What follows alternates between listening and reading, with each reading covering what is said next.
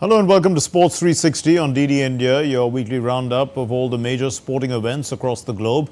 In today's episode, we look into the career of the Indian football icon Sunil Chhetri as he bids goodbye to the game, and dissect also Real Madrid's most successful midfield duo, Modric as well as Cruz, and the future at the club. We will also see how Brazil have won that bid to become the first South American country to host FIFA Women's World Cup. And we also will give you a glimpse of a new documentary on Roger Federer's final tennis days. And also throw light on how sprint legend Usain Bolt is putting his faith in the home team, the West Indies, ahead of the T20 World Cup. So strap in for a whirlwind tour of your sporting landscape on Sports 360. But first up, we'll give you a cover story.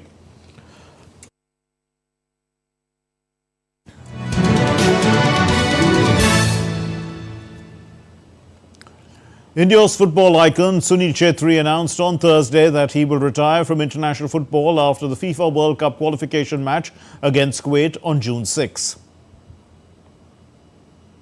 A heroic career, an icon, a personality of resilience, solid on the field, a leader, the captain, and a man of toughness, Sunil Chhetri calls time on a memorable international career, hanging his boots after serving nearly 2 decades to Indian football.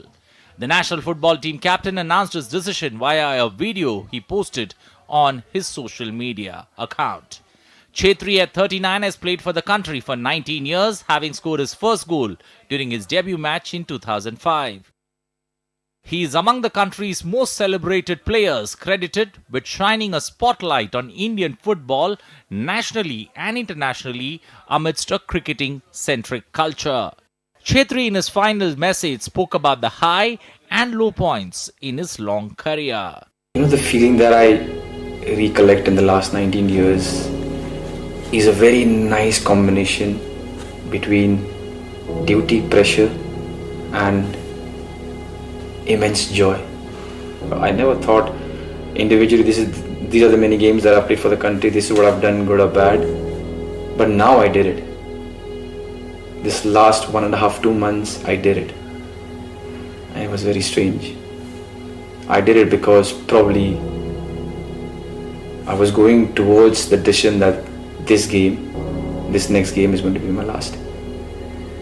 And the moment I told myself first that yes, this is the game that's going to be my last, is when I started recollecting everything. And it was so strange. Started thinking about this game, this coach, that team, that member, that ground, that away match, this good game, that bad game, all my individual performances, everything came, all the flashes came. In the words of the late Novi Kapadia, Chhetri's legacy is because of his disciplined lifestyle. In 2018, Kapadia described Chhetri as a disciplined lifestyle, the discipline that requires controlled diet, keeping himself fit and motivated. Sunil and Baichung Bhutia's long-lasting career deserve full credit, Sunil even more. It is very easy for many Indian footballers to fall into the trap of being content with minor achievements, but Sunil has not been content. Sunil is a role model. In India, he won several football awards, including the Arjuna Award, the country's second highest sporting award, and the Padma Shri, India's fourth highest civilian award. On the global stage, he has led the team to victory in the Asian Football Confederation AFC Challenge Cup, the South Asian Football Federation Championship, the Intercontinental Cup, and many more. Chhetri has scored 94 goals for his country. He will leave the scene as India's all-time top scorer and most capped player. He is also third in the list of goal scorers among active players behind Cristiano Ronaldo and Lionel Messi. Sunil, who began his career playing club football and state football in Delhi, is now the poster boy of Indian football. As he bids goodbye, we wish him all the best and hope he continues his journey in helping football grow in some way or the other in India. Sports Desk, DD India. Luka Modric and Toni Cruz, pivotal in Real Madrid's success over the past decade, are likely to leave the club this summer as their contracts near expiring. And replacing Modric as well as Cruz will be the challenging is going to be challenging due to their on-field prowess and their leadership roles as well. Their potential final act could be winning the Champions League final against Borussia Dortmund, offering a fitting end to their illustrious careers at Real Madrid. Here's an exclusive report. Real Madrid's dominance in the European football over the past decade has been marked by the indomitable presence of Luka Modric and Toni Kroos in the midfield. As both players approach the final months of their contracts, reports suggest that this summer could see them leaving the Spanish giants. This significant shift could bring about a profound impact on Real Madrid as they prepare to farewell to two of their most influential figures. Luka Modric and Toni Kroos have been linchpins of the Real Madrid's midfield since their arrivals in 2012 and 2014. Their contribution have been crucial in securing numerous titles, including 5 Champions League trophies in 2014, 2016, 2017, 2018 and 2022. Modric's vision, passing accuracy and ability to control the tempo of the game have earned him the Ballon d'Or in 2018. Cruz, known for his precise passing, set pieces mastery and tactical intelligence, has been equally pivotal.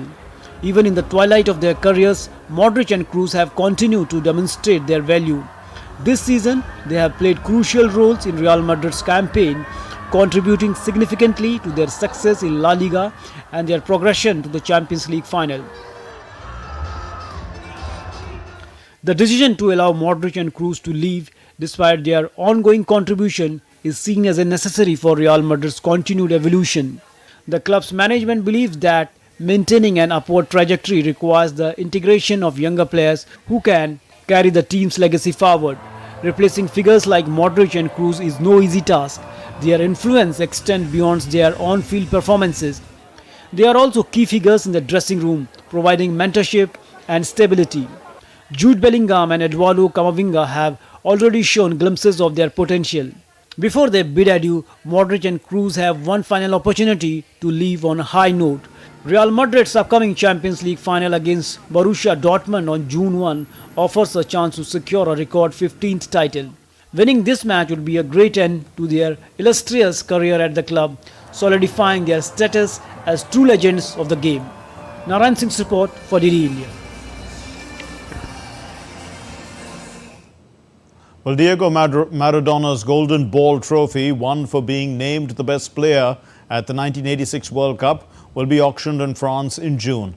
This is the first Golden Ball to go for auction, and while the value is still to be confirmed, the auction house expects it to fetch millions of dollars on June 6. Maradona, who died in 2020, won the award after leading Argentina to a World Cup victory in Mexico, scoring 5 goals at the finals, where he captained his country and played every minute of the tournament. That tournament is probably best remembered for Maradona's 2 goals against England at the quarterfinals. Maradona out-jumped the England goalkeeper, Peter Shilton, as he thumped the ball in, fisted it in actually, and then he later dubbed that as being scored by the hand of God. The French football star Kylian Mbappe unveiled his Madame Tussauds wax double in Paris on Thursday, calling it impressive. Berlin's creation is Mbappe's second wax double, the other being the display at the Musée Grévin in Paris.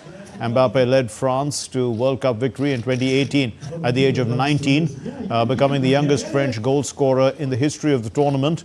The French soccer, he's become a legend now, is often hailed as one of the best footballers of all time. In 2022, when France placed second behind Argentina, Mbappe was named all-time top scorer in a single World Cup final.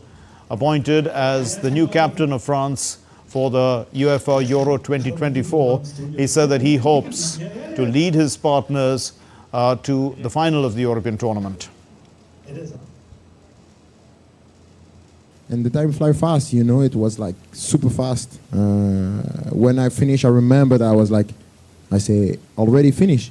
But it was like 4 hours, but yeah, we had a nice time. Before to talk about the result and what happened, we had really a nice time, and it was good to meet good people. But But after, yeah, it was strange, you know. They watch me. I see many people watching me like this, watching every part of my body, every Even the part of my eyes, face. We have a young team. All the guys there are hungry to win, hungry to do things.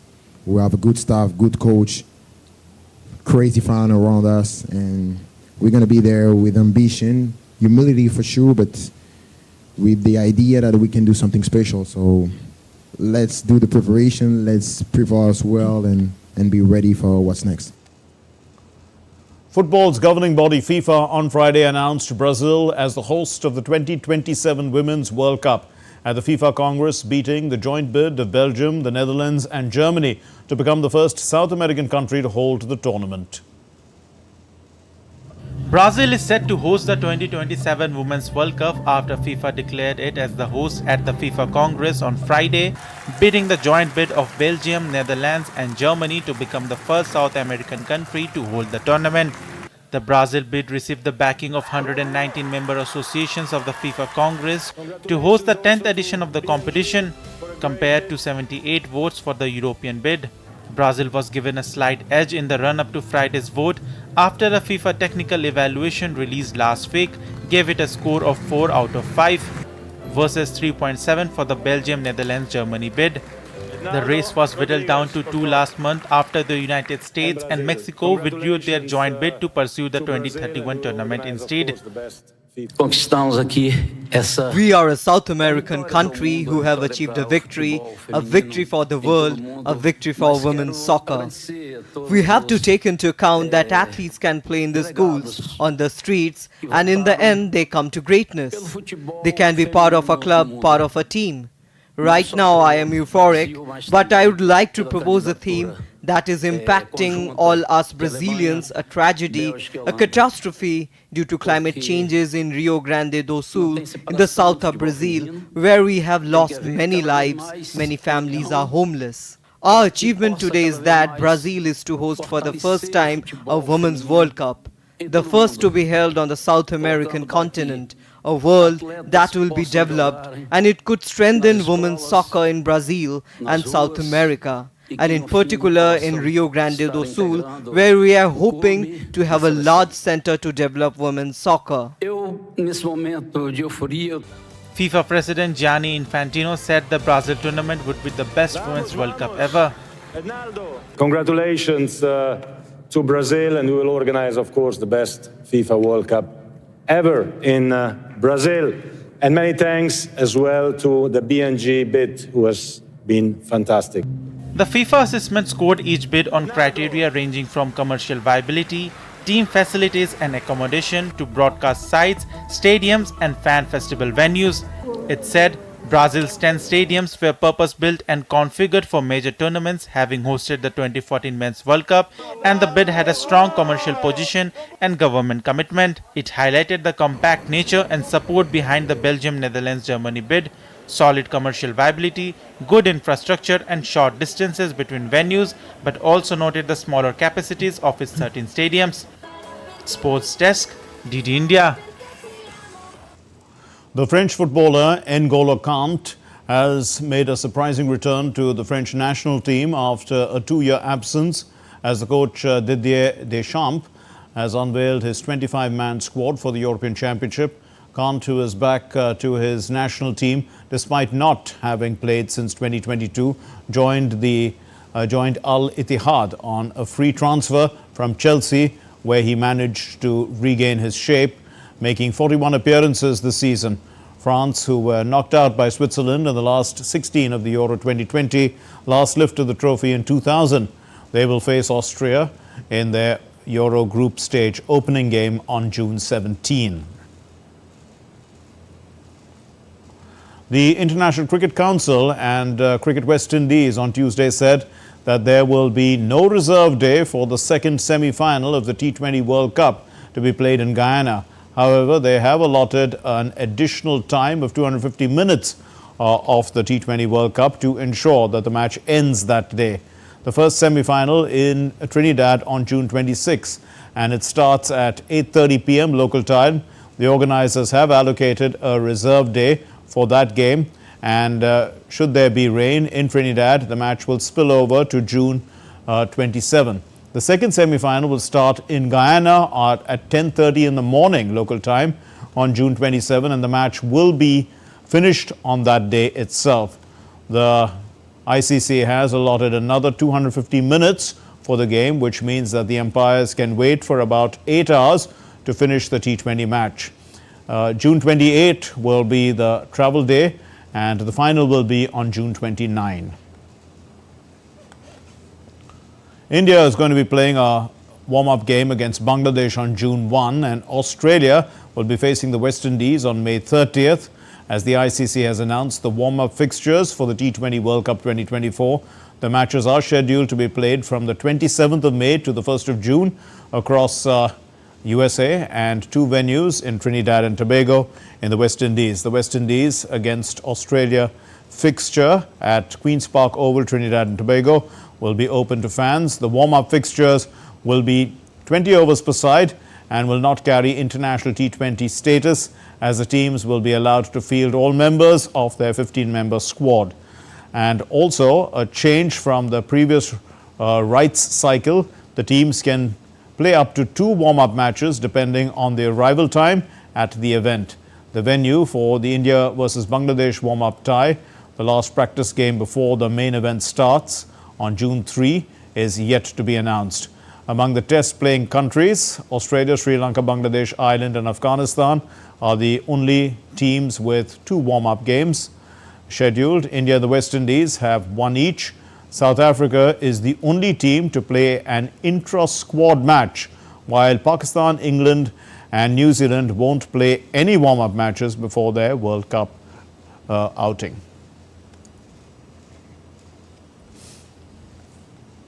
On Wednesday, May 15, Bhutan celebrated the opening of a new training pool in Thimphu.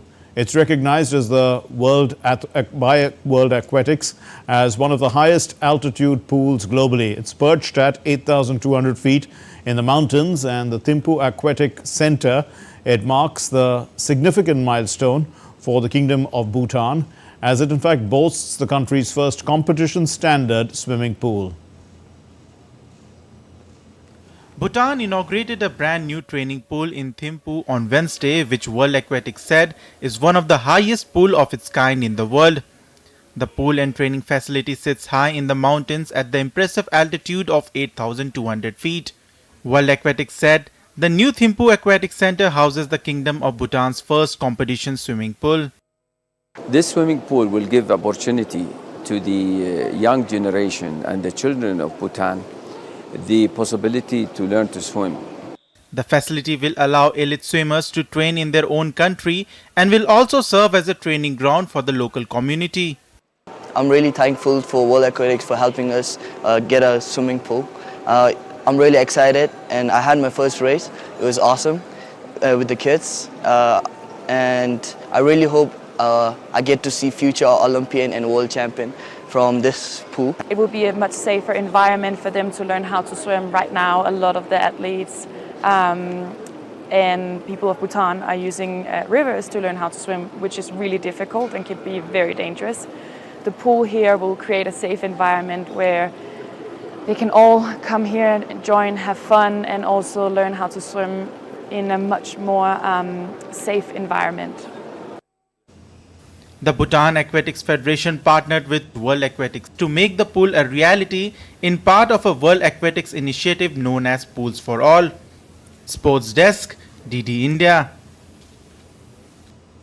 Italy's Emma Maria Mazenga, the world's fastest 90-year-old sprinter, set a new world record by running the 200 meters in 51.47 seconds.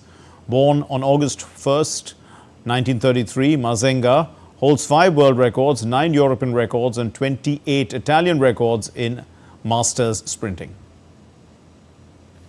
As the oldest country in the European Union, where 1 in 4 are aged over 65, it's a little surprise that Italy is home to the world's fastest 90-year-old woman sprinter. Emma Maria Mazenga claimed another world record in her age group this month when she ran the 200 meters outdoors in 51.47 seconds. Born on August 1, 1933, Mazenga is one of the unsung stars of Italian athletics.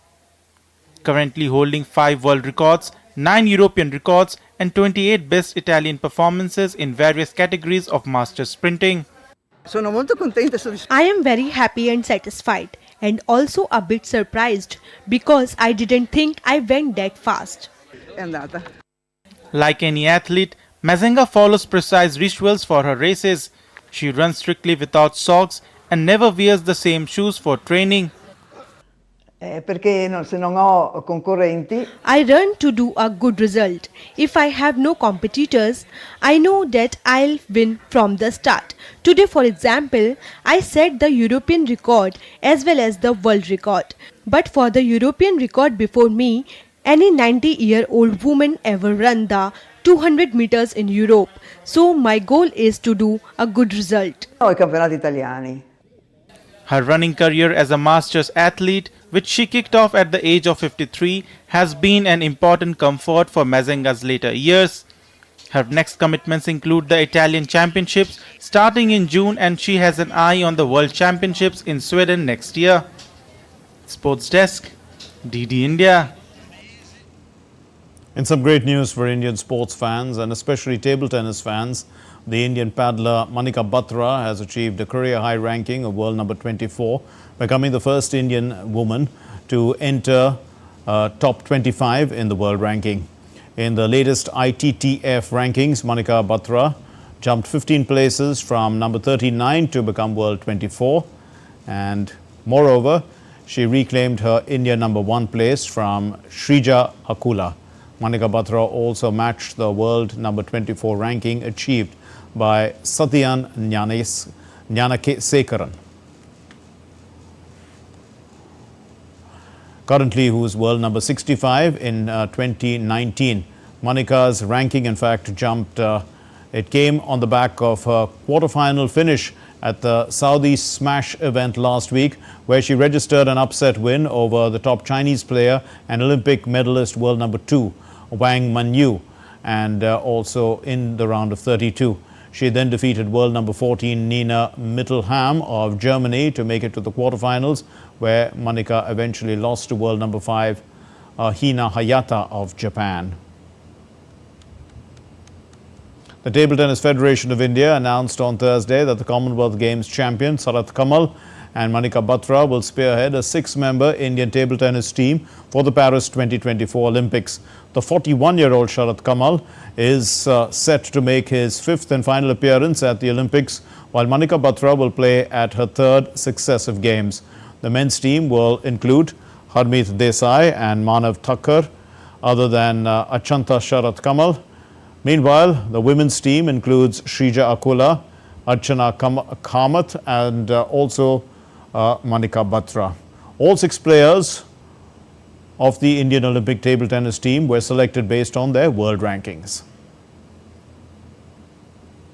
A new documentary looking at the final 12 days of the Swiss tennis star and 20-time Grand Slam champion Roger Federer's professional career is set to be released next month. Tennis fans got a sneak peek into this Federer 12 final days after Prime Video released a teaser trailer for the full-length documentary. Federer was regarded by many as the greatest male player to wield a tennis racket and who took the sport to new heights during his career. The 42-year-old retired from after the 2022 Laver Cup in London.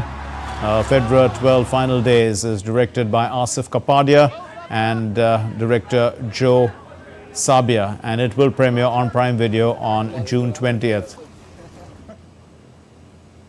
The sprint legend Usain Bolt is putting his faith in the home team, the West Indies, ahead of the T20 World Cup. The 8-time Olympic champion will reunite with his first love, cricket, when the tournament kicks off next month. Co-host West Indies won their first test in Australia for 27 years. The 2-time winners are co-hosting the tournament with the United States and begin their group campaign against Papua New Guinea on June 2 in Guyana. The venue is Eisenhower Park, and that's going to host 8 matches, including on June 3 with Sri Lanka facing South Africa in the opening match. For me, I'm excited. You know what I mean? I finally get a chance to be a part of cricket again. I think it's something that I've always still watching my dad and tried to stay abreast of, but I'm happy that I get the opportunity to be a part of it, to promote the sport that I loved at the start. That's all we have in this edition of Sports 360. We hope you enjoyed it. Until then, until we meet again, stay safe. Keep cheering for your favorite athletes and teams. Namaskar.